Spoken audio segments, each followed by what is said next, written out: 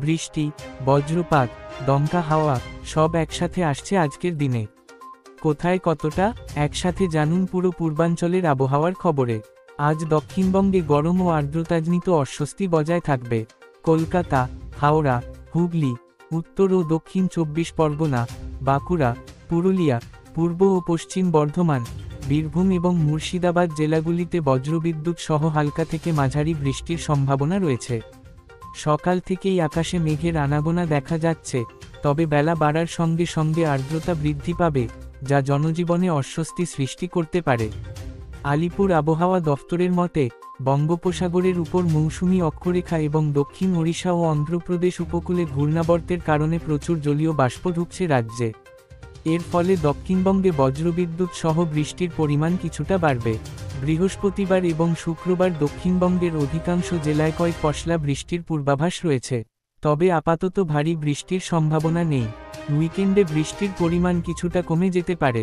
কলকাতায় আজ সকাল থেকেই আর্দ্রতাজনিত অস্বস্তি অনুভূত হচ্ছে। তাপমাত্রা স্বাভাবিকের চেয়ে বেশি, যা দুপুরের দিকে আরও বাড়বে।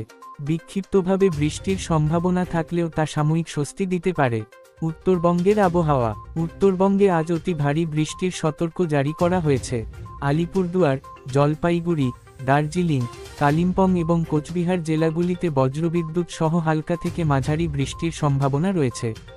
কিছু এলাকায় 30 থেকে 40 কিলোমিটার প্রতি ঘন্টা গতিবেগে দমকা ঝোড়ো হাওয়া বইতে পারে। মৌসুমী অক্ষরেখা এবং পূর্ব বিহার ও আশপাশের অঞ্চলে ঘূর্ণাবর্তের প্রভাবে উত্তরবঙ্গে প্রচুর জলীয় বাষ্প ঢুকছে, যার ফলে ভারী থেকে অতি ভারী বৃষ্টির সম্ভাবনা তৈরি হয়েছে। এই বৃষ্টি সোমবার পর্যন্ত চলতে পারে বলে পূর্বাভাস দেওয়া হয়েছে। উত্তরবঙ্গের পাহাড়ি অঞ্চলে বৃষ্টির কারণে ভূমিধসের আশঙ্কা রয়েছে। বিশেষ করে দার্জিলিং ও কালিম্পং অঞ্চলে পর্যটকদের সতর্ক থাকার পরামর্শ দেওয়া হয়েছে।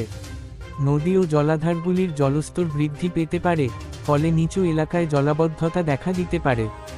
বাংলাদেশের আবহাওয়া, বাংলাদেশে আজ সারা দেশে গরম ও ভ্যাপসা আবহাওয়া বজায় থাকবে।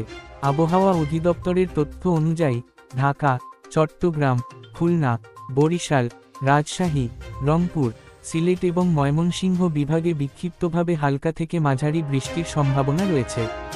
কিছু এলাকায় বজ্রসহ বৃষ্টির পূর্বাভাসও দেওয়া হয়েছে। ঢাকায় আজ আকাশে রোদ বৃষ্টির খেলা চলবে।